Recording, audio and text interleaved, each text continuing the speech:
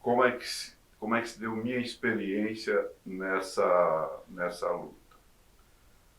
Eu já conhecia o Marcos da Moca, a gente teve um trabalho lá de Marcos na CIPA da fábrica e eu do lado de fora fazendo a agitação e panfletagem.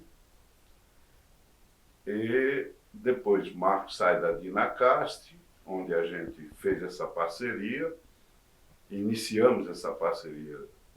E um tempo depois, eu não consigo lembrar a data, quanto tempo, mas o Marcos foi trabalhar numa fábrica chamada Termoide, que fabricava as lomas e pastilhas de freios. E Marcos me chama para a gente iniciar uma outra frente de trabalho. E a gente não sabia ainda como é que a gente ia começar. Então nós discutimos, olha, vamos tentar formar o que a gente chamava na oposição metalúrgica de um grupo de fábrica, um grupo clandestino de fábrica, para atuar dentro da fábrica. Aí a gente pega o livro 100 anos de luta operária no Brasil, que foi escrito pelo Vitor Gianotti, e começamos a estudar num grupo de trabalhadores, agora eu não lembro se 4 ou 5 além de mim e do Marcos, a gente começa a estudar esse livro e discutir cada parágrafo daquele livro. Lá pelas tantas, e isso se dava aos sábados na casa do Marcos Zanini. E aí teve um momento que veio a questão da insalubridade dentro da fábrica, a ausência de uma CIPA dentro da fábrica, os trabalhadores sabiam e trouxeram para o grupo a informação de que havia uma CIPA fantasma, que os patrões faziam a CIPA, legalizava sem a participação dos trabalhadores, sem eleição e com a conivência do sindicato dos metalúrgicos, que era um sindicato pelego vendido aos patrões na época. Então, a gente passa a discutir a questão de como fazer para que aconteça a eleição de fábrica. Então, a eleição da CIPA. E aí a gente, no grupo, discute fazer um panfleto denunciando a questão da CIPA.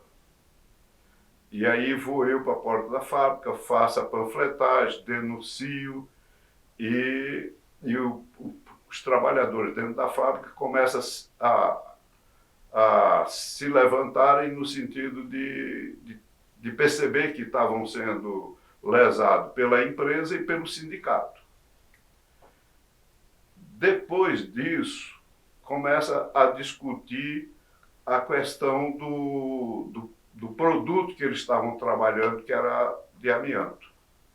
Aí o Marcos diz assim, olha, esse troço parece que é uma coisa que faz muito mal para a saúde. E no grupo a gente discute, mas a gente não tinha conhecimento nenhum quanto que isso fazia mal.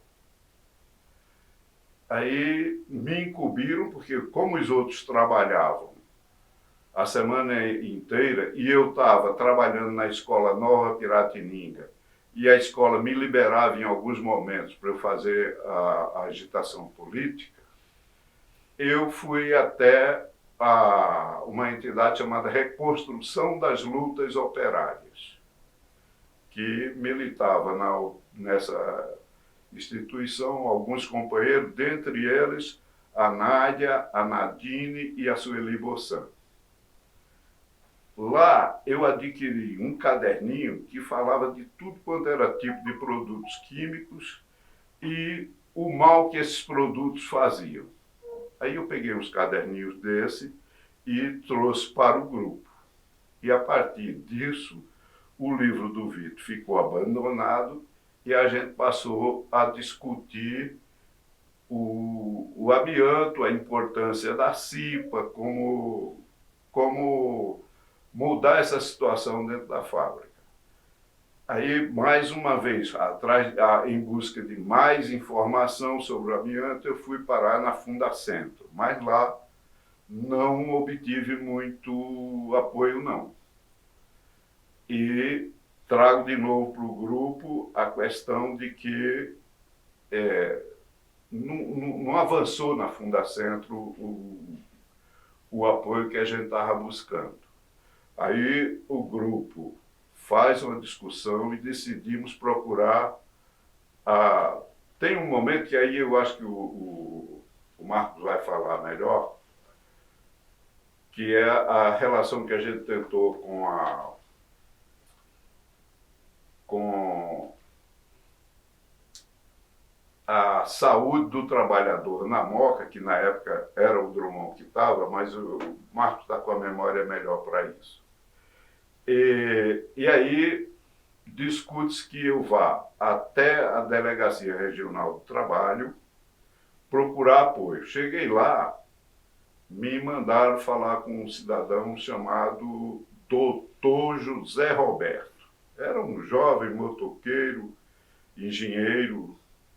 E aí ele já foi me perguntando de cara, você quer que feche a fábrica, que negocie, que faça um acordo, o que é que você quer? Que faça o meio de campo? Aí eu disse, olha, eu não tenho poder para dizer como é que vai ser. Eu posso levar isso para o grupo discute e aí depois eu volto. E aí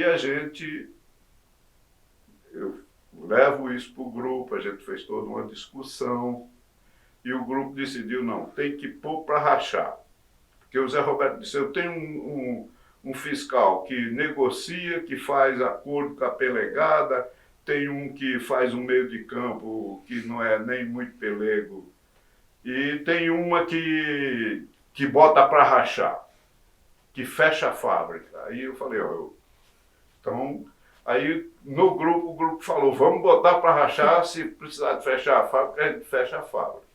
Aí eu volto lá, e o Zé Roberto falou, então você vai falar com Fernanda Gianazzi. Aí me deu onde encontrar a Fernanda e eu trouxe de volta isso para o grupo e o grupo delega a mim e ao Marcos para ter o primeiro contato com a Fernanda, que foi no Sindicato dos Químicos. Então essa é uma parte da coisa. Né? A outra parte foi discutindo com a Fernanda e a Fernanda topando fazer essa fiscalização lá, né? Que foi preparar a ida lá, que aí tem todo um aparato que a Escola Nova Piratininga proporcionou, desde de comprar filme para fotografar, liberou um funcionário da Disque Som para filmar junto, e eu não pude estar presente porque, como eu era conhecido na porta da fábrica, eu fiquei de fora. Então, aí eu busquei a Fernanda, a gente fez a conversa junto com o Marcos, e daí por diante a gente começou um trabalho em conjunto. Fernanda foi algumas vezes na casa do Marcos Zanini para discutir com o grupo, e esse grupo se reunia na casa do Marcos Zanini, alguns momentos se reunia na minha casa. É um pouco por aí. Depois a gente deslancha mais se houver necessidade. Então, essa questão dos trabalhadores e a luta contra o amianto, ela tem várias faces, assim, inúmeras faces, né? Eu acho que é bonito hoje saber que no Brasil inteiro os trabalhadores de alguma forma se organizaram para lutar contra o amianto e para lutar na defesa da saúde das vítimas do amianto, né? Então, assim, para mim, e tenho certeza que para nós, é assim, é motivo de orgulho de ter podido contribuir para esse avanço de organização no Brasil, e sendo que a ABREA, a Associação Brasileira dos Expostos ao Amianto, junto com as demais associações em outros estados, são referência para o mundo, né? Então são organizações de trabalhadores, né? A gente precisa dizer isso, né? Não são organizações patronais, são organização de trabalhadores. Então, no Brasil hoje, a gente pode dizer que os trabalhadores se organizaram para lutar contra o amianto e na defesa das vítimas, né? E essa história da Termode, da qual fizemos parte e de que eu fiz parte com um protagonismo, né? É uma história que me enche de orgulho, de ter feito, de estar presente, né? Até porque essa coisa organizada que a gente tinha e que procurava fazer de forma organizada por questão de segurança, por questão de eficiência do trabalho, em algum momento ela saiu do nosso controle, né? E que bom que saiu do nosso controle, porque o trabalho, num determinado momento, começou a ganhar vida própria em outros espaços, em outros lugares, com trabalhadores de outras regiões, né? Então, essa questão da Termode, eu acho que é bom salientar, porque eu costumo dizer assim, que aquela forma de organização, no meu ponto de vista, é a verdadeira forma de organização de trabalhadores. Aquilo sim seria o que é para mim a prática de sindicato, né? Os trabalhadores dentro da fábrica organizados, dizendo como é que tem que ser a luta, né? O sindicato como instituição vem depois, assim que nós víamos como membros daquele coletivo, a forma de fazer a organização. E a característica de fazer trabalho clandestino, ele é óbvio, mas é importante dizer, porque era necessário garantir a segurança dos trabalhadores que participavam, né? O emprego deles, ninguém queria perder o emprego, a gente queria fazer as coisas sem que ninguém perdesse, a gente tem orgulho de dizer que ninguém perdeu o emprego porque fazia parte do grupo, e a gente toma muito cuidado com isso, né? E lógico que se o patrão soubesse do nascedouro dessa organização, tinha matado no ninho, né? E aí a coisa não teria progredido como progrediu. E assim, eu acho que num dado momento eu não tive a dimensão de até onde isso iria. Porque essa parceria, organização de fábrica, em que eu estava inserido, e representando os trabalhadores como membro eleito pela CIPA, Prado como um membro do movimento do MOSP, né? Fernanda enquanto instituição do Estado, né? Eu acho que foi assim uma parceria que rendeu muito sucesso para aquele trabalho, né? E no começo eu não tinha, sinceramente, não tinha visão do que viria, né? A coisa foi uma ebulição muito grande, né? Enquanto a fábrica esteve em São Paulo, em Salto, lá perto de Itu, né? Então foi uma efervescência política e de organização e de luta muito forte, né? E que nós estivemos envolvidos nesse meio de clandestinidade, de instituição, e de boletim, e discussão na fábrica, né? E uma das coisas que eu costumo dizer, entre vitórias e derrotas, que eu acho que é legal dizer, é que mesmo tomando porrada e dando porrada também, depois no final desse trabalho, o trabalhador em si ele passou a ter ciência da nocividade do amianto, o quanto e em que dimensão aquilo era perigoso, e não só perigoso para os trabalhadores, mas perigoso para a família do trabalhador, perigoso para a vizinhança da fábrica, né? E aquilo foi uma coisa assim que revolveu tudo aquilo, né? Então, fruto dessa ebulição. era comum, por exemplo, a minha irmã, que é professora de história, né, ela falou, ela acompanhava tudo isso, falou, Marcos, eu estou levando isso para a sala de aula.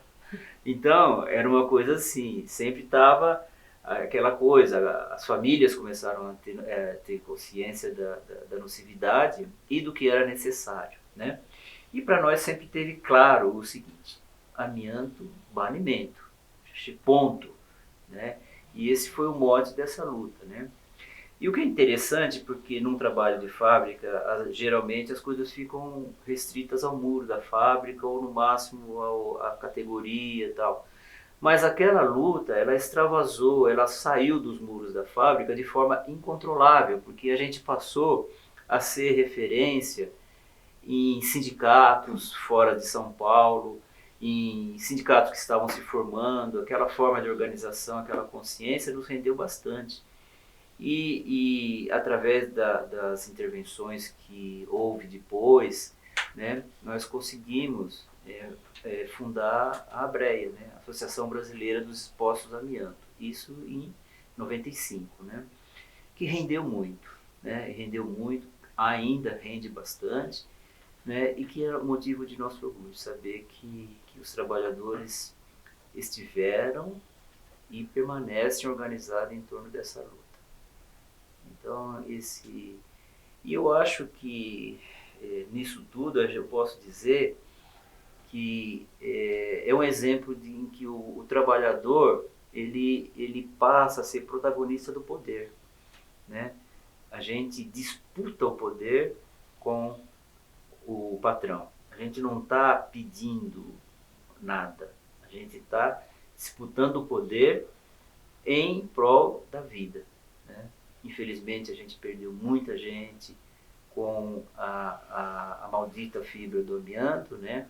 Mas a gente está de cabeça erguida. Assim como os trabalhadores da Termoide ficaram, depois de tudo isso, de cabeça erguida, né? A gente vê hoje, assim, nos congressos, as famílias e os trabalhadores de pé, né? E de cabeça erguida, exigindo o que é de direito nosso.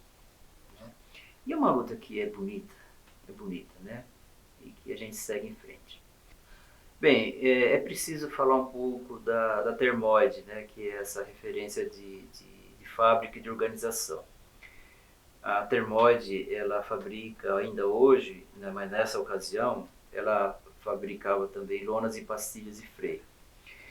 E eu entrei na Termoide em 91, ela ficava localizada na zona leste de São Paulo e depois mudou-se para a cidade de Salto.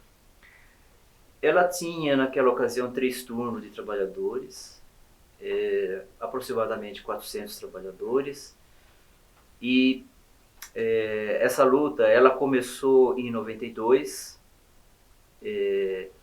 essa forma de organização que a gente começou.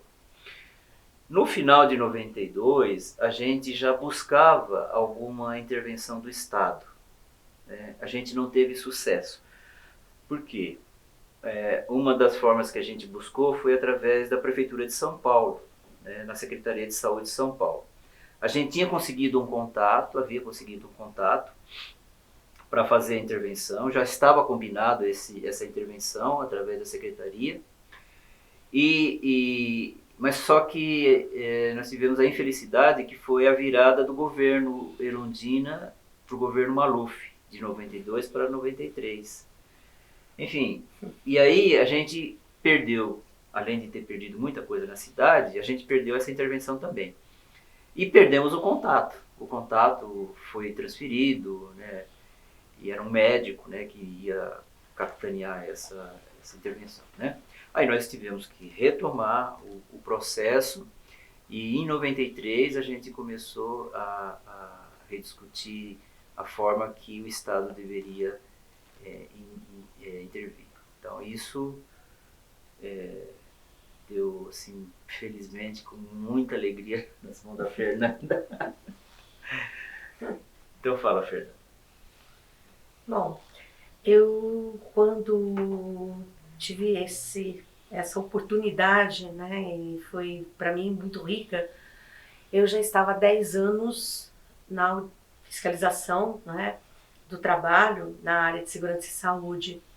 E desde 85 que eu vinha fiscalizando empresas que utilizavam amianto, mas predominantemente no setor da construção civil, que era o grande, né, utilizador na época, 85% a 90% de todo o mineral extraído, né, o amianto ou o asbesto é um mineral. E hoje, quer dizer, o Brasil já nessa época já tinha autonomia, já tinha, né, de produção, já se produzia tudo no Brasil, embora depois, quando nós começamos a intervir dentro da Termoide, aí, na Aricanduva, ali naquela região, nós encontramos o amianto canadense lá, inclusive. O Brasil ainda importava. E a minha experiência, então, até então, tinha sido com os trabalhadores da construção civil, muito difícil. Primeiro porque eram sindicatos que estavam sob controle dos patrões. Então, esse diálogo era bem complicado, né? Nós fazíamos uma ação muito mais, uma ação institucional ou interinstitucional, e eles participavam. Existia um grupo interinstitucional do asbesto na época em que era tripartite, tinha participação de uma associação do amianto, tinha os sindicatos de trabalhadores que trouxeram a associação patronal, e nós não tínhamos grande organização dos trabalhadores. Então o trabalho era um trabalho institucional, de fiscalizar, multar as empresas, né? E numa perspectiva do uso ainda, porque naquele momento o Brasil tinha ratificado uma convenção da Organização Internacional do Trabalho, em 86, e que propugnava pelo uso seguro do amianto, né? Então, era uma situação em que nós cumpríamos a lei, basicamente isso, e as demandas de trabalhadores eram muito singelas. Os trabalhadores não tinham ainda conhecimento do problema da fábrica, né? Então, toda a transformação que houve ali foi muito mais vinda de cima para baixo do que da luta dos trabalhadores, né? Os sindicatos reivindicavam muito pouco, eles reivindicavam que as empresas iriam aceitar. Então, tudo era muito negociado, tudo era muito acordado. Então, quando o Prado fala em um fiscal que negociava, ele fazia parte do meu grupo, porque ele tinha essa visão, né, do aspecto negocial, né? Inclusive defendia até que a negociação, né, ultrapassasse aí os poderes da legislação.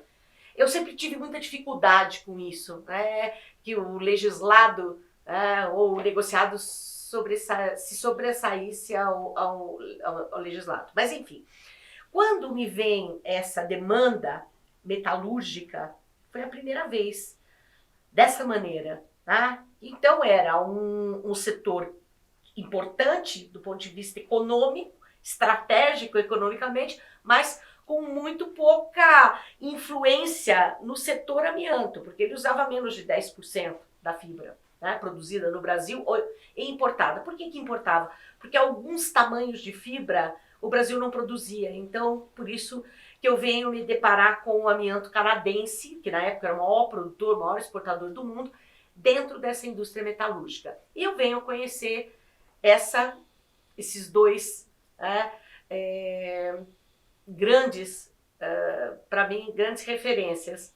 No caso, o Marco Zanin, que estava dentro da fábrica e lutava para que a CIPA fosse uma CIPA de fato, não mais uma CIPA de papel, em que eles assinavam, porque já vinham as atas prontas e eles eram obrigados a assinarem. E o Prado, com toda essa visão, né, essa relação, e aí o MONSP, que até então, nesses 10 anos de Ministério do Trabalho, não tinha tido grande contato, a não ser com o pessoal de Osasco, que eram os sindicatos que mais demandavam dentro do Ministério do Trabalho. Interessante isso. Osasco sempre demandou muito, né?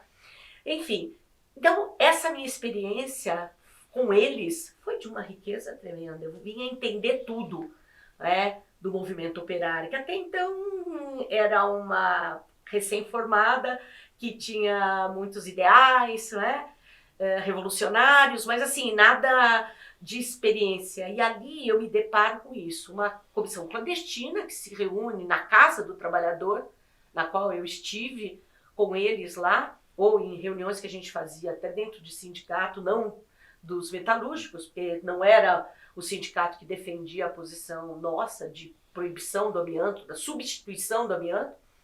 E aí isso vem num crescendo, só que a gente já se deparou com um processo produtivo já muito obsoleto. Né? Então, essa foi uma discussão que a gente fez. Não que eu, né, embora com essa pecha de que eu fecharia a fábrica, mas na verdade a gente sabia que aquela fábrica, naquela localidade, com aquele processo produtivo, ela não poderia sobreviver. Ela não era sustentável do ponto de vista ambiental, de saúde. Então, era uma questão de tempo, mas os trabalhadores tinham de tirar o máximo que eles pudessem, tá, enquanto ela existisse, que eram melhores condições de trabalho. Então, a gente fez muitos enfrentamentos lá na fábrica, mas sempre conversando com os trabalhadores.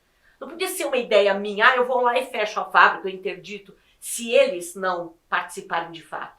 Porque eu já tinha participado de outras experiências em outras fábricas em que se deu isso.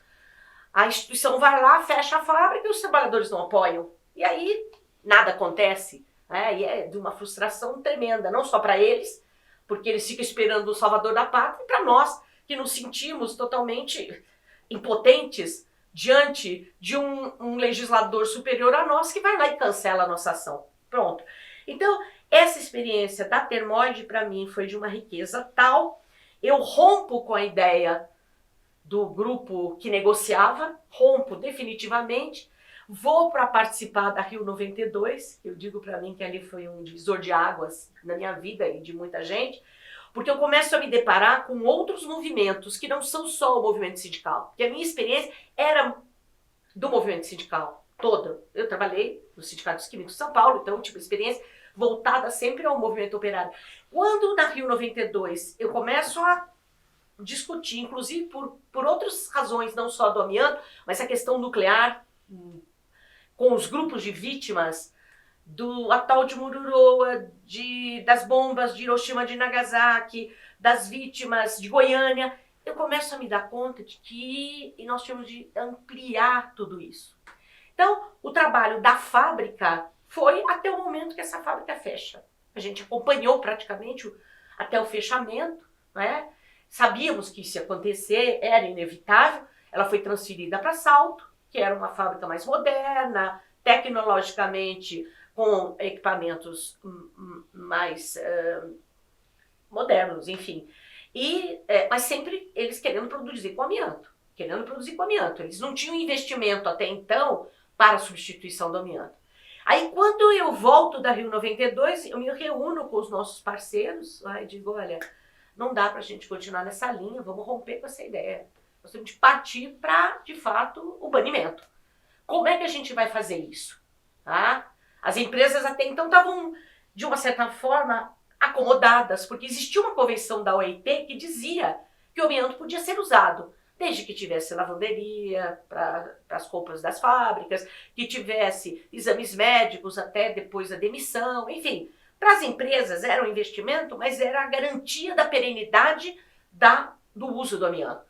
Quando a gente vem com essa ideia do rompimento, não dá, vamos partir para o banimento, e a gente começa a trabalhar os projetos de lei de banimento do amianto, aí começam todos os problemas. Por quê? Os sindicatos que apoiavam as indústrias são contra a gente, né? Inclusive propõem ações contra as leis de banimento. Todas as leis que foram contestadas no Supremo Tribunal Federal vieram com a chancela da Confederação Nacional dos Trabalhadores da Indústria, da CNTI. Né? Então, esse crescendo vai até que um momento fecha a fábrica, Termoide, fecha a fábrica de Osasco, a Eternit, que é onde eu praticamente comecei as minhas lutas, né, na fiscalização, a Brasilite de São Caetano do Sul. E o que sobra dessas empresas? Um monte de gente doente, sem saber que está doente. Tá? E é onde a gente começa a buscar a reorganizar dentro de uma outra ótica. Nós não temos sindicato. Os da Termoide não tinham sindicato, porque eram os metalúrgicos de São Paulo que não apoiavam a nossa luta, ao contrário. Os de Osasco era aqui o Sindicato da Construção Civil de São Paulo. O único era o Sindicato de São Caetano do Sul, que estava numa alternância para a CUT, que era o único parceiro sindical que de fato estava conosco, e o pessoal da região de Osasco. Tá? Nós tivemos sempre ali apoio dos metalúrgicos de Osasco para essa questão, não da força sindical, mas do sindicato e de alguns diretores do sindicato que apoiavam essa luta. Então, em 95, com o fechamento da Eternit, a demolição, que foi algo muito emblemático para nós, a demolição da Eternit foi muito emblemática, porque diferente de outras fábricas que desapareceram, né, foram demolidas e ninguém viu, ninguém sabe para onde foi, a Eternit criou uma celeuma na cidade muito grande. Bom, a partir disso, então, a gente começa a chamar ex-empregados dessas fábricas, e aí Marcos vem e ajuda, Prado vem e cria para nós, inclusive, o primeiro logotipo da Brea, que era a Associação Brasileira dos Expostos Amianto. E quando começou, era algo meio anárquico, porque a gente não sabia nem trabalhar com essa ideia de uma ONG ou de um movimento social, porque eram trabalhadores que sem experiência nenhuma de luta, a não ser o pessoal da Termoide, mas que era um grupo minoritário, os da Eternit não tinham experiência e nunca tinham feito greve. Inclusive, a fábrica da Eternit de Osasco, durante aquela situação, né, lá em Osasco, que houve aquela greve monumental, a única fábrica que não parou foi a Eternit. Né? Então, eles não tinham experiência, e o sindicato era um sindicato totalmente vendido, né? E eu nem me lembro o nome do presidente do sindicato na época, mas era um interventor, né, da ditadura militar, que não dava para contar com essa gente. Enfim, então foi uma coisa assim, no começo, muito tosca, tá? Uma organização muito ainda primitiva, tá? A gente não sabia para onde ia, essa é que era a questão. E nesses quase 27 anos de existência da Brea, a gente aprendeu muito. Quando o Marcos comenta dos fracassos, eu diria do não sucesso de algumas ações, tá? Mais do que fracasso. E o não sucesso, por falta de experiência nossa, né? A gente ainda não tinha, vamos dizer, por exemplo, na área jurídica, não tínhamos nada. A experiência nossa, eu engenheira, né, trabalhadores, quanto muito médicos comprometidos, mas assim, nós não tínhamos ainda essa força. E aí a gente foi construindo isso com as alianças que fomos fazendo ao longo desses 27 anos, alianças com movimentos de todo tipo, né, suprapartidários, trazendo políticos, trazendo o movimento sindical, o CISOR, né, que é bem interessante a experiência do CISOR em Osasco, todas as dificuldades que eles têm, mas ainda se mantém a ideia de uma intersindical, e com isso a gente está aí. Conseguimos, em 2017, finalmente, o banimento do amianto único no mundo, que foi decretado por uma corte constitucional único, tá? Não foi pelo legislativo, porque aqui o legislativo, quanto muito, avançou nas leis estaduais, mas nós não conseguimos prosperar na esfera federal. E outra coisa, foi a única vez no mundo que se baniu o amianto com uma mina em funcionamento. Imagine o enfrentamento que foi isso, tá? Embora a gente tenha alguns problemas ainda que não estão totalmente sanados, né? Mas pensar que nesse caso isso é uma vitória do movimento dos trabalhadores. Banir o amianto numa Suprema Corte e com a mina em funcionamento, no dia em que foi decretado o fim do amianto, oficialmente decretado, eu saí de lá quase que apedrejada de dentro do Supremo, tá? Pelo movimento sindical lá de Minasul, tá? Que ao invés de estar conosco, se preparando para essa mudança, essa transição, né, segura, para que esses trabalhadores não sofressem o impacto do fechamento da mina, não. Estavam lá para defender a continuidade da mina. Nós queremos trabalhar. Aqui ninguém fica doente. Claro, os doentes não estão dentro da produção. Então, eu vejo o seguinte, é um movimento com muitas virtudes, e tenho orgulho de ter tido parceiros que foram. Não é uma luta de uma pessoa só. Isso é importante. Pode até aparecer em algum momento que tem alguém que tem mais visibilidade por conta dessa penetração ou na mídia ou em outros lugares. Mas não é uma luta que se construiu desde baixo, tá? Ela foi todinha discutida. Não houve um arquiteto que chegou com um projeto pronto. Não existia esse projeto pronto. Não existia um modelo, uma receita de bolo. Nunca houve isso. Ela foi um aprendizado, né, dos erros e acertos. E eu diria que, não sei se meus companheiros concordam comigo, que no frigir de tudo isso, né, eu acho que nós acertamos mais do que erramos. Claro que é assim que se cresce. E eu tenho um orgulho tremendo de ter participado com eles de tudo isso. O amianto no Brasil está oficialmente banido desde 2017 pela Suprema Corte Constitucional do país, o STF. O que acontece é o governo de Goiás, o seu legislativo executivo, aprovam e sancionam uma lei estadual totalmente inconstitucional que diz o seguinte: bom, o amianto não pode ser usado no Estado brasileiro, está proibido, mas para fins de exportação ele pode. Tá? Então, a exploração para fins de exportação. O que acontece? Evidentemente que há ações para que seja declarada a inconstitucionalidade dessa lei, porque ela já nasce inconstitucional. O problema é que essa lei está vigorando desde 2019, tá? Sob o beneplácito do governador Ronaldo Caiado, que sempre foi um adversário, um inimigo nosso declarado. O que acontece? O problema não está, ou parte do problema não está só na mineração, tá? Como os sindicatos querem continuar produzindo, exportar, principalmente para a Ásia, que ainda é um continente que utiliza muito, principalmente a Indonésia, a Tailândia, a Índia, é um dos maiores consumidores de amianto. Bom, não preciso nem dizer que o movimento social ali é complicadíssimo, né? É quase que inexistente. São pequenos grupos, mas que não dialogam, porque eles falam 30 e tantas idiomas. Primeiro que eles não se entendem. E segundo, por causa da própria história da Índia. O que ocorre? A questão não está restrita à exploração mineral. É isso que os ministros do Supremo não entendem. Que existe uma cadeia que se envolve com, desde a exploração em Goiás, mas que para chegar à Ásia, ela tem de passar por vários estados que já proibiram o amianto, principalmente o estado de São Paulo, que é a questão do Porto de Santos, que é uma das grandes lutas que nós estamos travando já de algum tempo, de impedir que essas cargas atravessem o estado pelas nossas rodovias e que cheguem ao Porto de Santos.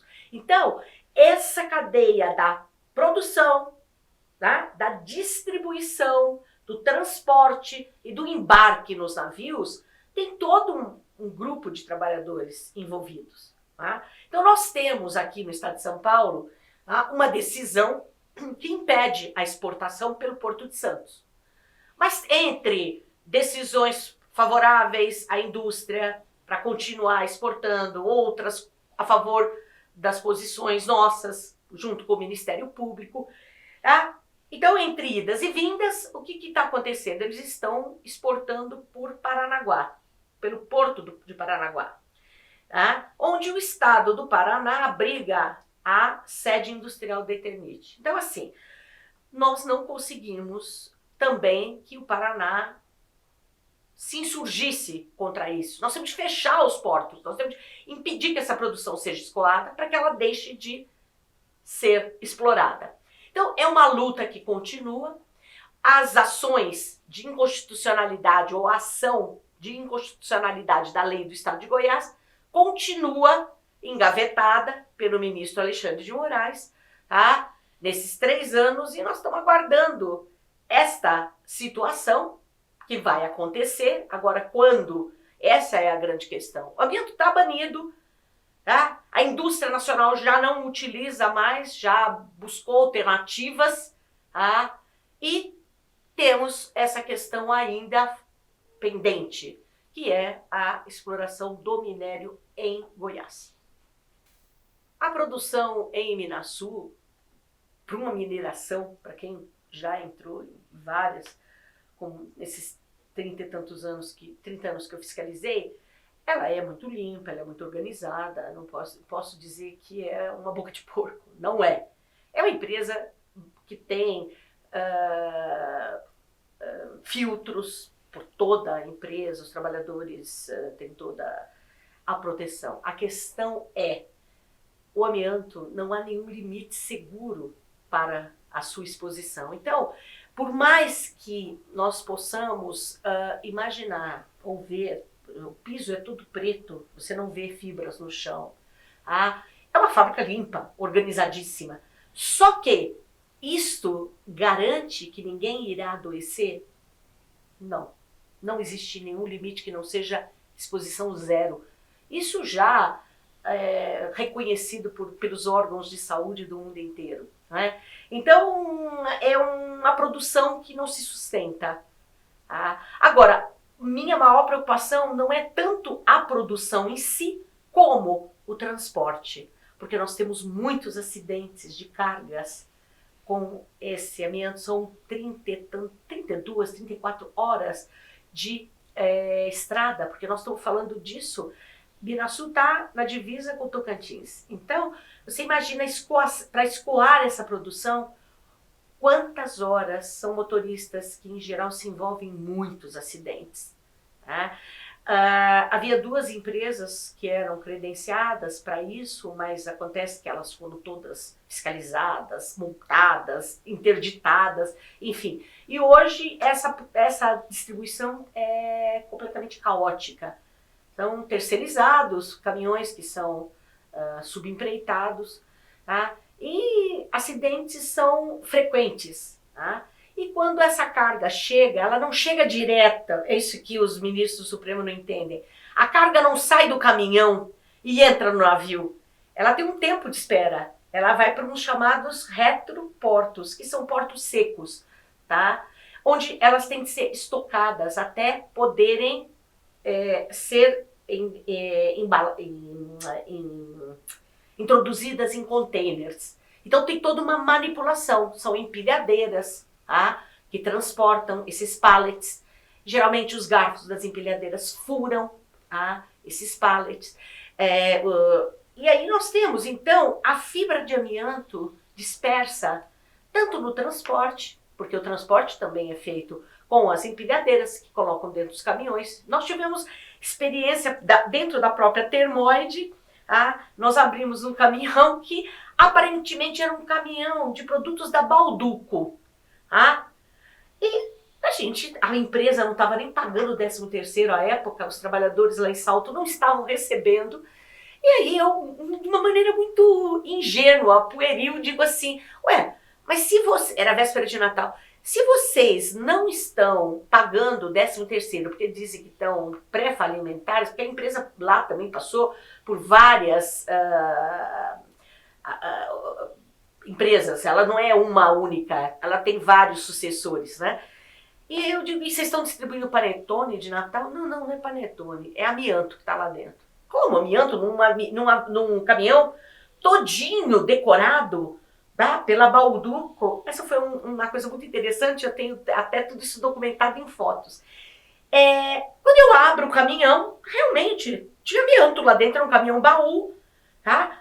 Com amianto e cheio de fibras no estrado do caminhão. Então, era um caminhão que ele transportava o amianto de Goiás para o interior de São Paulo, para um cliente como a Termoide, e depois retornava com alimentos, tá? Para lá, o mesmo caminhão. Aí eu pergunto, cadê um aspirador? Como é que o motorista, como é que você limpa? E ele me traz como os talheres de japoneses, tá? 2 hashi, e começa a querer pegar a fibra daquele jeito. Eu digo, mas é assim você limpa a carroceria do caminhão? Cadê sua máscara? Cadê a placa que avisa que isso é um produto proibido? Existe toda uma indicação que segue padrões da ONU, que deve ter caminhões que carregam cargas perigosas. Não tinha. Aliás, tinha, mas ele não colocava. Por quê? Era um caminhão de alimentos que passava pelas estradas. E aí eu denunciei, tá, para a empresa, multei e tal, não aconteceu nada. Aí eu chamo a Bauducco e digo, escute, como é que tá isso? Não, porque a gente paga publicidade, porque isso é uma publicidade importante, blá blá blá. É o seguinte, se vocês não tirarem a publicidade dos caminhões, eu tô indo amanhã para a Globo, tá aqui as fotos, e vou dizer que não comam produtos da Bauducco, véspera de Natal, porque eles estão contaminados com amianto. Aí desapareceu de um dia para outro. Só assim para funcionar, entende? Quer dizer, já tinha multado a Sama, a Rápido 900, tá? Que era a transportadora, a NTT. Eu fui falar com a NTT, Agência Nacional de Transporte, né? TT, não me lembro agora. Transporte terrestre. Terrestre. E eles me dizem, a senhora está muito certa, a senhora continua interditando esses caminhões. Eu disse, mas não é atribuição minha. Falei com a Polícia Rodoviária Federal. Olha, nós não podemos fazer tal coisa. É bem problemático para nós. Se a vigilância sanitária não estiver junto, nós não podemos. Aí eu comecei a parar caminhão, principalmente na rodovia, na Piaçaguera, Guarujá. Parava o caminhão, pode parar. Via o caminhão da Bauducco, pode parar. Esse caminhão escapou. Abre aí, tem amianto? Pode voltar para a mina. Não vai descarregar aqui. Então eu fiz isso várias vezes, mandando o caminhão voltar para a mina, tá? E foi muito engraçado, porque eles tiraram a propaganda, lógico, da Bauducco, mas o muito engraçado foi um dia, nós sabíamos que uma empresa em Leme estava recebendo amianto, mas a gente ia, nunca chegava a hora que a carga estava lá, e estava sempre, o estoque sempre cheio. Não, nós não estamos comprando mais, porque nós estamos substituindo, uma conversa meio assim, e o pátio sempre cheio de amianto. Eu dizia, mas vocês estão produzindo e não acaba. Aí nós vamos dar uma incerta aqui, vamos chegar de madrugada. Eles estavam chegando de madrugada, os caminhões descarregavam antes das 5 da manhã e iam embora para fugir da fiscalização em horário normal. Eu sei que quando eu chego, eram 3 e pouco da manhã, os caminhoneiros dormindo, 2 caminhões, eu bato na janela, e aí, vocês sabem que vocês vão ter de voltar com os caminhões? E aí um deles pega o telefone e eu escuto, ela tá aqui, ela está aqui. Aí chama a polícia rodoviária e digo, caminhão é interditado, vocês vão escoltar esse caminhão até a divisa, certo? Que era a polícia do estado. Enfim, foram muitas as ações, tá? Muitas as ações. Infelizmente, o que nós temos hoje como desmonte das instituições governamentais, o Ministério do Trabalho não existe. É um arremedo hoje do Ministério da Economia numa outra lógica. Eu me aposentei num momento muito difícil, onde o Medeiros era o nosso superintendente, imagine. E não dava mais, porque me deslocaram para fazer qualquer coisa que não fosse mexer com grandes empresas, me botaram para fazer fiscalização de rua. E eu já tinha tempo mesmo, aí eu falei, acho que não tenho mais saúde para bater, né, de um lado para o outro. Mas eu lamento profundamente esse desmonte. Me dói. Quando eu recebo o meu olerite e vejo que eu sou do Ministério da Economia, eu quero chorar. Eu não me considero alguém que faça parte de um Ministério da Economia. Mas enfim, são águas passadas. Não existe mais essa fiscalização. Acabou. Não existe. Nem o cadastro das empresas que usam amianto, que a gente atualizava, divulgava, né? Cada um que pedia, a vigilância pedia, não sei quem pedia, todo mundo eu dava a cópia do cadastro. Está na internet, incompleto, não atualizado. Enfim, é uma situação dramática. Nós não temos quem fiscalize. Lá em Goiás, eu fiscalizei com o Ministério Público do Trabalho a mina, a última vez que eu fui lá. Eles ligaram para o Ministério do Trabalho para reclamar que eu estava lá. Aí o delegado regional de Goiás falou que era para eu voltar. Eu disse, mas eu não estou aqui como fiscal do trabalho, eu estou como assistente técnico do MPT. Eu não tenho de voltar, não tenho de dar satisfação nenhuma. Tá? Mas ele disse, não, mas você não pode estar aí. A empresa não quer você aí. Isso não é problema meu. Eu converso com o procurador.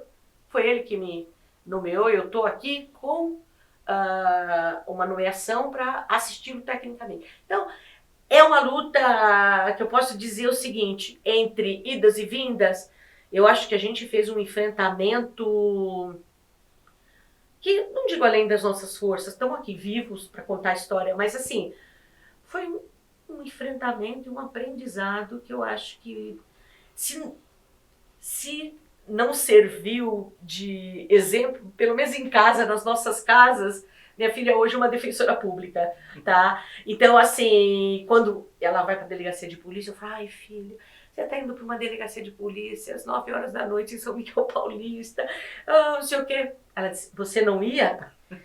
Mas os tempos eram outros. Como os tempos eram outros? Você estava em plena ditadura militar. Mas, enfim, coisa de mãe, né? Mãe italiana. Mas o que eu digo é o seguinte, eu acho que pra gente foi um grande aprendizado. Eu aprendi demais. Eu não teria me transformado na pessoa que eu sou hoje, tá? Se eu não tivesse tido essa escola. E a escola foi a experiência do movimento operário, com todas as suas vicissitudes. Desde os pelegos até os combativos, enfim, tá? Dos rebeldes sem causa, com causa, para mim foi um grande aprendizado. Eu tenho muito orgulho dessa trajetória. Com relação à luta dos trabalhadores da Termóide, com relação ao sindicato, ela foi conflitante. Por quê? Porque o sindicato ele não combatia aquele tipo de trabalho, não fiscalizava e atrapalhava o tempo todo a luta nossa. Chegou um momento em que, quando eu ia para distribuir material na fábrica, aparecia o diretor do sindicato na fábrica e carro de polícia.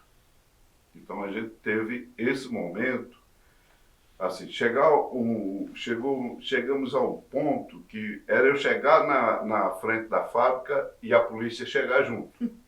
Aí, em alguns momentos, me revistar, perguntar o que é que eu estava fazendo ali, eu com um panfleto dizendo eles não tomaram o panfleto, não tomaram nada. Chegou ao ponto dos trabalhadores ficarem tão intimidados, tão incomodados com essa situação, que o grupo tomou uma decisão de que eu não fosse mais à porta da fábrica sozinho. Eu tinha que ir com alguém, chamar alguém para ir junto. Porque era eu chegar, a polícia chegava primeiro, logo depois a diretoria do sindicato aparecia na fábrica. Com algumas vitórias. Houve a greve dos trabalhadores da Termóide, que acho que a greve durou mais ou menos uma semana, por aí assim. Após essa greve, a Pelegada tentou entrar dentro desse movimento para atrapalhar. Né?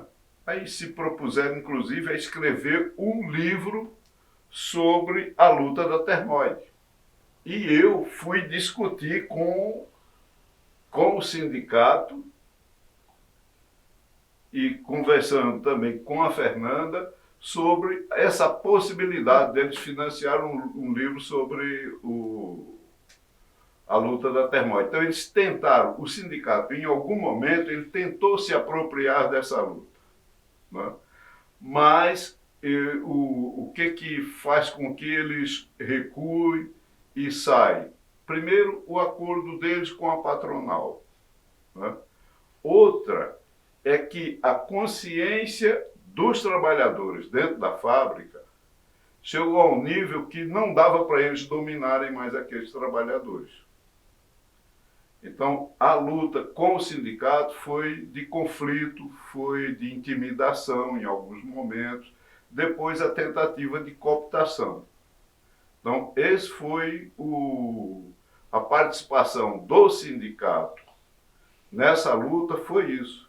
E alguns trabalhadores falavam o seguinte: olha, a polícia chega aqui e sai debaixo do braço com pastilhas de freio. O cara precisava trocar as pastilhas de freio do carro dele, ia na Termoide e a Termoide doava para a polícia, para os policiais, seu produto. Né? Não sei se o mesmo acontecia com o sindicato. Talvez a participação do sindicato não era com as pastilhas de freio. Mas houve isso. Então houve momentos de intimidação e houve momentos de tentar cooptar. Então esse foi um enfrentamento que nós fizemos com a pelegada. Então teve disso. Por alguma razão que talvez o Marcos me ajude a lembrar, nós precisamos chamar o sindicato para participar das negociações que nós estávamos fazendo dentro da fábrica. E veio o Campos, né? Eu conheci até por conta da fábrica, ele andava armado. Até teve um episódio, a pasta dele abriu, tinha uma arma dentro, que eu tomei um maior susto, né? Mas eles, na verdade, quem vinha muito eram assessores, tá? Cada diretor tinha lá um número X de assessores que não tinham poder político. Mas, enfim, o representante na negociação sempre foi o Campos com o Ministério do Trabalho. E ele tinha uma postura assim, quando a gente ia para interdição, chegamos a fazer interdições na fábrica, mesmo que fossem setoriais, e ele tinha de engolir ali a situação, né? Porque era a autoridade pública que estava dizendo não pode continuar desse jeito, mas nunca foi uma demanda que veio do sindicato. Mas eu precisei, e não me lembro, Marcos, se você conseguir, por que a gente acabou tendo de envolvê-los em muitas das fiscalizações, e eles participaram, sim, não é? Sim, é importante falar dessa questão da diretoria do sindicato, porque são muitos os momentos, né? Eu me lembro que, como instituição, você só podia entrar, ou por costume, entrar com a diretoria do sindicato, né? No primeiro momento foi o Moura, né? O assessor, né? Esse Moura, né? Moura, isso. Esse que era o assessor que acompanhava, que fazia. E no primeiro dia da fiscalização, ele chegou a comentar comigo que conseguimos não interditar a fábrica, né? Como se fosse uma vitória deles, né? Quer dizer, na verdade, ele me trouxe com uma boa notícia. Eu falei, mas assim, né? Enfim, ele estava ali para cumprir aquele papel, né? De segurar... Amortecer, né? Amortecer é a função do pelego mesmo, no verdadeiro sentido da palavra, né? De amortecer o conflito, né? E veio com orgulho me dizer, conseguimos não interditar a fábrica, né? E isso se prosseguiu estrategicamente por parte do sindicato, porque eles estavam em todas as mesas e em todas as audiências que houve, tudo, né? E eu me recordo bem, e eu lembro que o Campos, ele era colocado em campo, ou ele entrava em campo em momentos mais difíceis, né? E eu acho que o Campos, ele me pareceu, assim, muito preparado politicamente para fazer a função de segurar o interesse da fábrica, né? E ele nunca me distratou, certo? Eu era distratado pelos outros, mas ele nunca me distratou, sempre tratou assim com respeito, mas de forma polida, né? Mas assim, era uma coisa política, né? Não era uma coisa... Enfim, e aí existem fatos curiosos, né? Porque eu já disse aqui uma vez que quando eu fui demitido ilegalmente, né? Precisaria de uma representação legal para... E o sindicato se negou a fazer a minha representação, né? Porque eu era um coteiro. Essa foi a afirmação do outro, o Abreu, que era outro assessor, né? E aí o sindicato de Salto, o metalúrgico de Salto, me assessorou, beleza, né? Mas houve algum outro episódio que é interessante dizer, que foi pós-fechamento da fábrica da Termoide, né? Que a gente começou a se reunir, fazer as coisas acontecerem. antes de encontrar o pessoal da Eternit. Foi uma assembleia, na Assembleia Legislativa, que nós tivemos lá uma audiência pública, né? Que tinha um deputado do PMDB lá, e naquela ocasião ainda era a ABA, né? A Associação Brasileira do Amianto, né? Que é representante patronal. E nessa audiência pública, a ABA... ABRA. Associação Brasileira do Amianto. Isso, a Associação Brasileira do Amianto levou seus sindicalistas, né? E aí é importante lembrar que o Bira, eu não sei de que central sindical ele estava, ele fez CGT. Ele fez uma defesa vergonhosa, mas vergonhosa, escandalosa, mal educada, assim, em favor do amianto e contra a gente, mas ofensiva, não foi uma coisa assim. O sindicato de Minas Sul, né, de Goiás, não sei o que, já era um pouco mais polido, era da CUT, né? Era o primeiro da CUT. Porque era uma pessoa do PCdoB, isso, assim, muito hábil, politicamente hábil. Fez um discurso articulado, né, a favor do amianto, né, em defesa na suposta defesa do emprego, né? Então houve todo um emaranhado sindical nesse meio todo, né? Que teve gente que supostamente era para estar do nosso lado estava contra, e os que eram contra mesmo, né? Então, assim, foram muitas emoções nesse aspecto, né? De sindical. Né?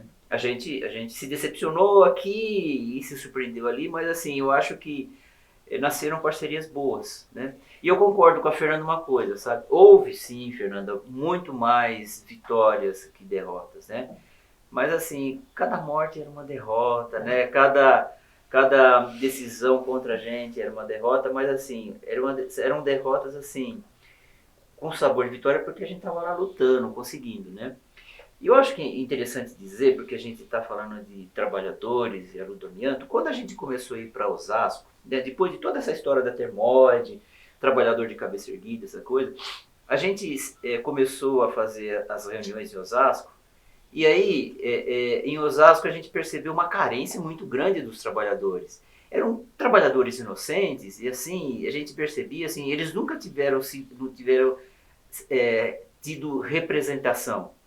Então, a gente chegava com aquele calor, às vezes, muitas vezes, quase todas as vezes, com discursos inflamados em favor dos trabalhadores, contra a Eternit, contra a Termoide, e falando, aquilo mexia com a alma do trabalhador, né? Então, eram trabalhadores que precisavam daquela forma de organização independente e autêntica, né? Apesar das dificuldades, essa carência, ela ajudou. Por quê? Porque aquele trabalhador que no momento primeiro, ele era uma pessoa indefesa, ingênua, ele passou a ser líder ali na frente. Ele foi formado dentro daquela necessidade e no momento primeiro, ele era... Mas daqui a pouco ele estava puxando a luta, né?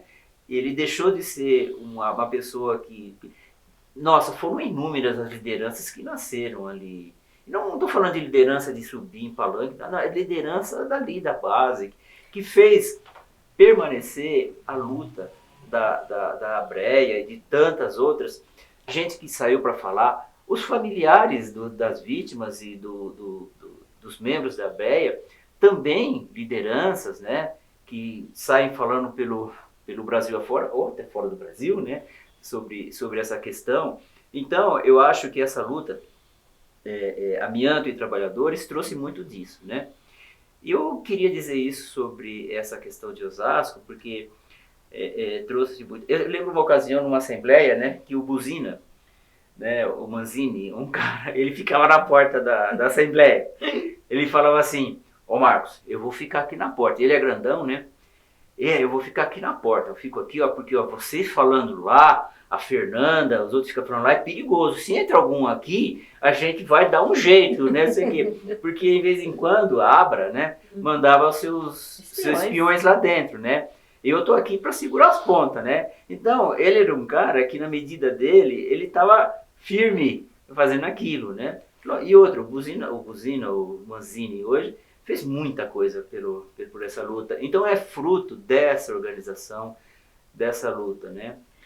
E uma coisa que o Marcos falou e que me fez lembrar algo tão importante. Como a hierarquia que existia na fábrica se inverteu. Pessoas que eram muito simples, que tinham funções de servente, mas que tinham um pouco mais de visão ou formação política pela igreja, muitos vieram do movimento cristão, né, das pastorais. Essa hierarquia na associação, ela se inverte, ela passa a ser liderança daqueles que eram os encarregados, que cumpriam ordens. E foi tão bonito ver isso. Por exemplo, o nosso presidente, Eliezer, era servente da construção civil e vem trabalhar ali na Eternite, mas ele era alguém que foi formado pela pastoral e que leu muito. E aí o encarregado dele, que achava que ele era mal de serviço, sempre dizia isso, eu me lembro muito bem, seu João Batista, falecido, ele dizia, o Eliezer era ruim de serviço. Mas quando o Eliezer assume essa liderança da organização, ele passa a ser o senhor Eliezer, uma respeitabilidade, sabe? Que o que ele fala é o que nós vamos... Eu acho isso tão lindo, sabe? Essa mudança dessa hierarquia. E você, Marcos, na fábrica, o Marcos era o nosso espião, porque ele era muito discreto, muito calmo. Então, ninguém o via, ele era da CIPA, ninguém o via como o agitador ali, até que depois você foi descoberto. Mas até então, quando o Moura chega para você e fala, ainda bem que nós não conseguimos deixar interditar, porque o Marcos era, pra gente, uma figura-chave lá dentro.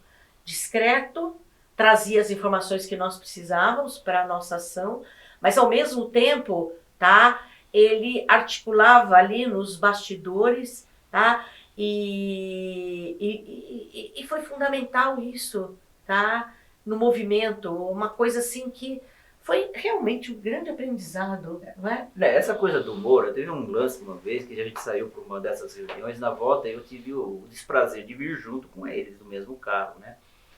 Ele vira para mim e fala assim, né, na volta, né? Ó, vou falar uma coisa para você. Eu que consegui a fiscalização lá dentro da fábrica. Eu falei, nossa, mas que coisa boa. Parabéns. Eu queria falar só um tiquinho. Eu acho que uma das coisas muito importantes lá foi o que a gente trouxe da experiência do MOSP, né? Que foi a questão da clandestinidade. Por exemplo, todo mundo que participava do grupo, que se reunia na casa do Marcos, e às vezes na minha casa, esse pessoal recebia o panfleto sem olhar para mim direito, ninguém me cumprimentava, essa era a orientação. O Marcos sempre chegava depois de todo mundo, porque o horário do Marcos era outro. Era administrativo, né? O horário do Marcos era outro. O Marcos sempre chegava depois que a massa já tinha entrado, aí alguns gatos pingados, chegava lá o Marcos com a moto e eu entregava o panfleto para o Marcos, falava o mesmo slogan que estava falando para os outros, e o Marcos pegava, não me dava atenção, não dizia que sim nem que não, e entrava para dentro da fábrica e observar a reação do pessoal. Com detalhe, então, né? Tinha um guarda observando o prato. Era eu chegar, o guarda não saía de lá. Quem é que ia dar beijinho e abraço nele? Não tinha ninguém. E eu, na fiscalização, convocava a CIPA. A CIPA tinha de estar presente o tempo todo, certo?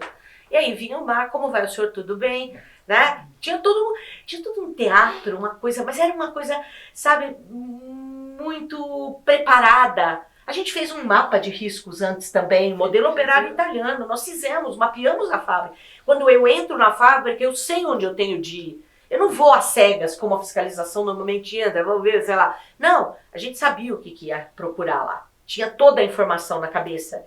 Então a gente trabalhava numa conexão, né, que era realmente impressionante. É uma das experiências mais ricas que a gente teve, isso nos idos de 90, foi de a gente utilizar uma metodologia chamada mapa de riscos, inspirada no modelo operário italiano, em que os trabalhadores faziam então esse mapeamento das condições de trabalho na fábrica e classificavam com o conjunto dos riscos. Isso era muito bom, porque quando a gente ia para uma fiscalização, a gente tendo o mapa de riscos, a gente sabia o que nós íamos procurar. Isso era um desenho mesmo, os trabalhadores sentavam e ali eles apontavam inclusive a intensidade do problema, né? Eles conseguiam não só qualificar, mas quantificar. Aquele era um risco, ruído, por exemplo, é um risco muito grande, tá? Ou poeira, nesse setor tem muita poeira. E que poeira tem? Então, isso era fundamental para nós, porque uma fiscalização numa empresa, dependendo do porte da empresa, você não consegue fazer, às vezes leva semanas. E não é essa a dinâmica da fiscalização. Então, a gente precisava ir preparado. Inclusive, eu sempre dizia, não percam o foco. Porque você começa a atacar todos os pontos, você não chega a nada. Nós precisamos ter prioridades. Quais são as questões hoje prioritárias? Porque é interessante isso. O trabalhador, geralmente, ele enxerga, se ele não estiver bem orientado, né? Se não tiver uma metodologia para trabalhar, qual é aquilo que mais o afeta no dia a dia? Ah, não tem água para beber, não tem papel higiênico. Então a gente conversava o seguinte, não, isso tudo é muito importante. Com certeza é uma luta, enfim. Mas a fiscalização, ela atendia naquelas questões que vocês não conseguem resolver com os movimentos internos, com a CIPA, com as pressões que vocês podem fazer junto ao sindicato. Nós estamos em questões mais técnicas, que talvez não seja aquele risco que não seja tão visível, mas é aquele que está, por exemplo, a radiação. É algo que não é visível.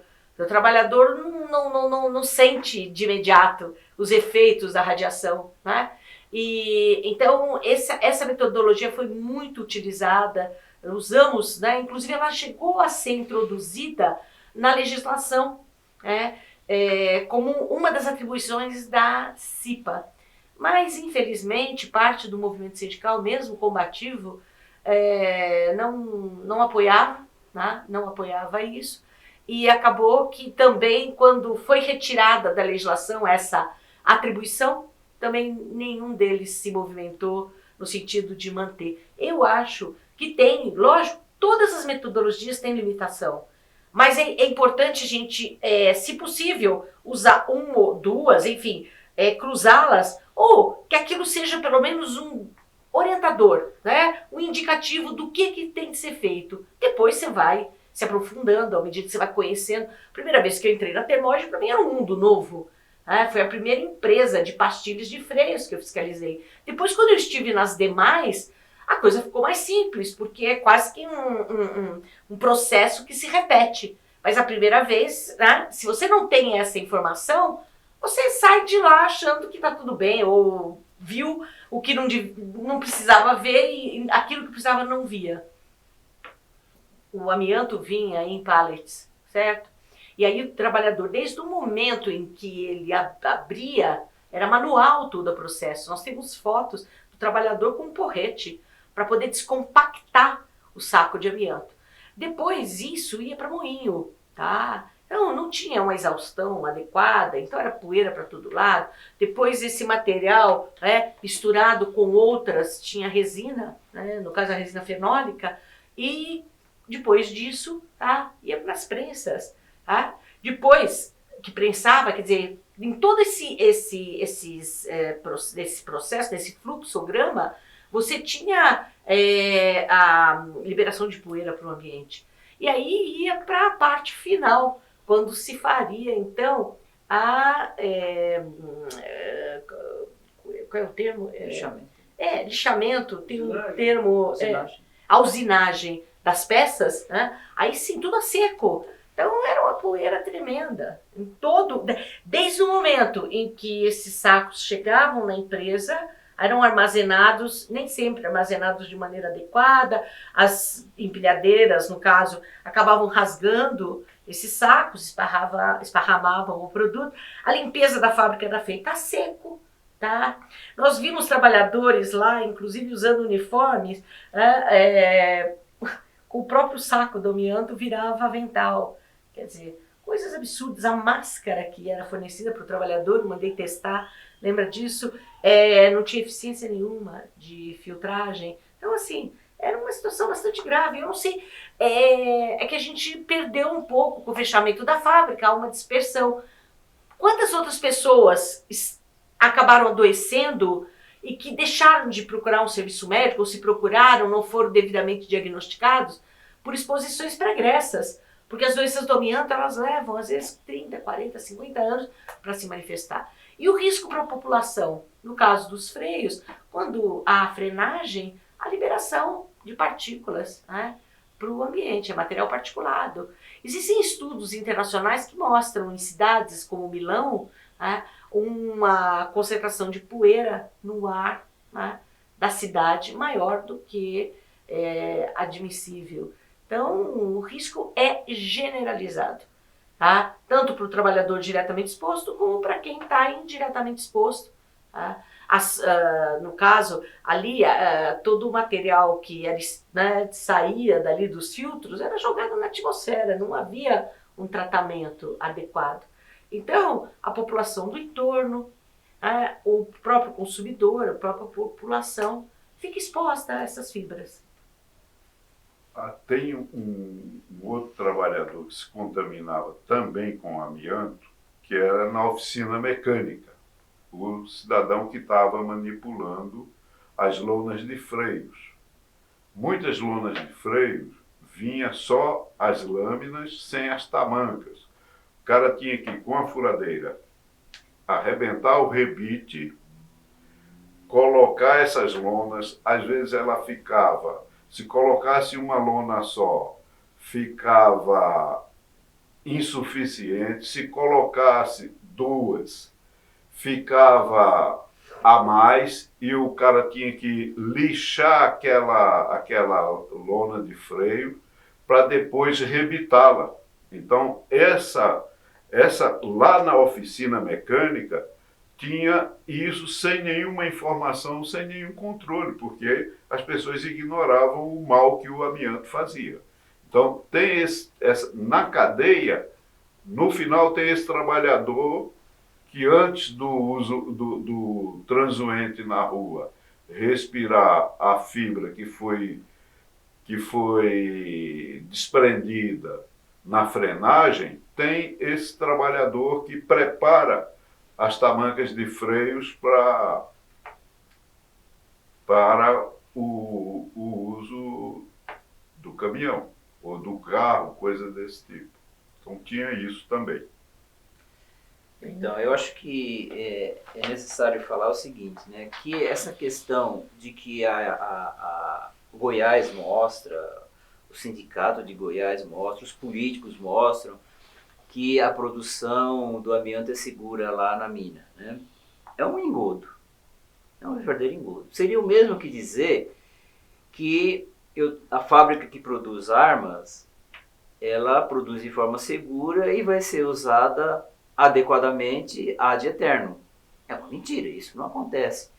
O amianto é a mesma coisa, né? Por mais seguro, eu tenho dúvidas sobre isso, mas por mais seguro que seja a produção do amianto na mina, a partir do momento que sai da mina, é totalmente inseguro, em qualquer canto do mundo, né?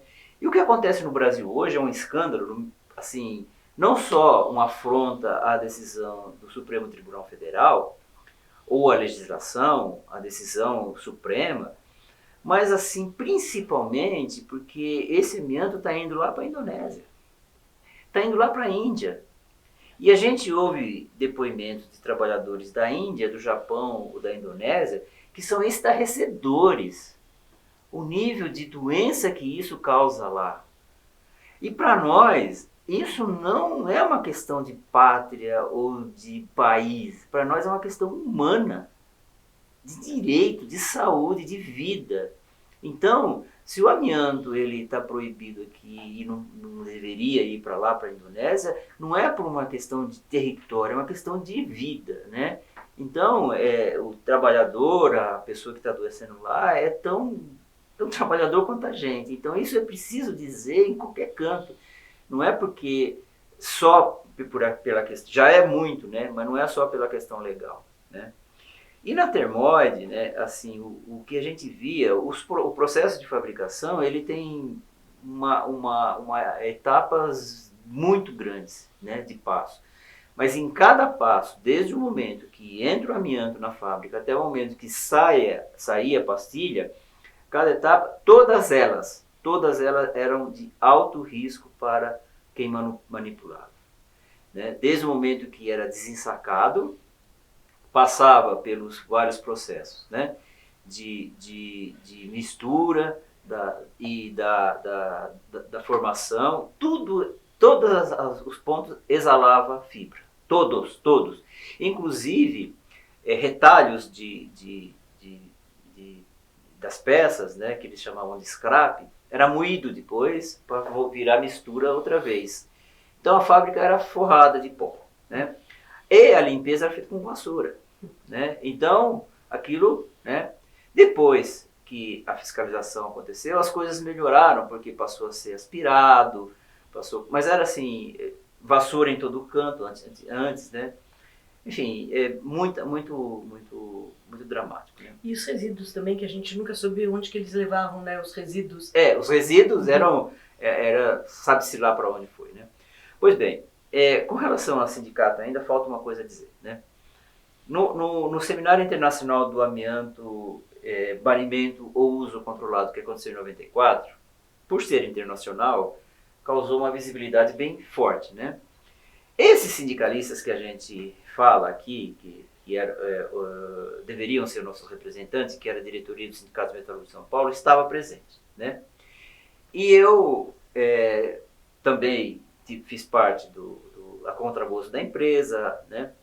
E eles lá, com aquela visibilidade, eles fizeram coro pelo banimento do amianto, certo? No seminário. Na sequência, logo em seguida, aconteceu deles serem convidados pela mina para visitar a mina, né? Ora, né, conhecendo a Termoide, sabendo que era da sua base aquilo, voltaram com um discurso diferente. Não, porque lá o uso é controlado, porque mostraram pra gente. Caralho, mas olha aqui na fábrica, né? Obviamente, né, que alguma troca houve aí nesse vai e vem para Goiás lá, na Minas Sul. Eu suponho que tenha sido dinheiro, né, de alguma forma, e voltaram com um discurso diferente, escandalosamente. Só que isso, né, não ficou barato. Saiu no boletim seguinte, nós denunciando isso, colocando a cara do campus no boletim e foi para os trabalhadores, né? Então foi mais uma faceta dessa questão sindical em torno do uso do amianto, né? A gente vai falando, vai lembrando, né? Puxando assim um fio, né?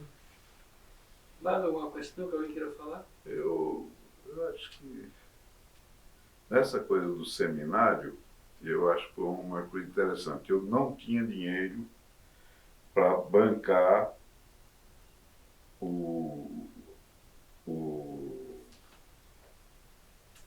não tinha dinheiro para bancar a minha ida para o seminário, que tinha uma contribuição a ser paga em dólar.